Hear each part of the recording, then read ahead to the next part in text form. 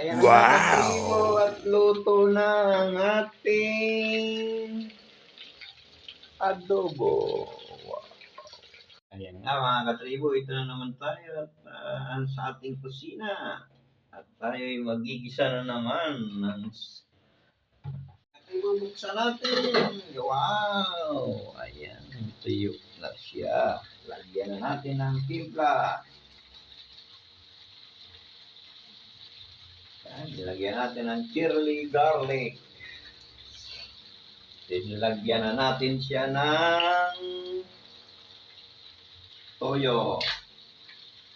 Kaya natin malalaman kung may toyo talaga siya.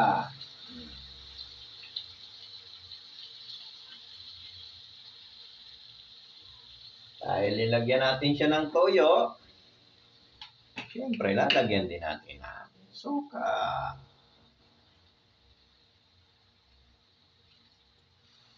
Diba? Ayan mga katribo, tatakpan uli natin siya.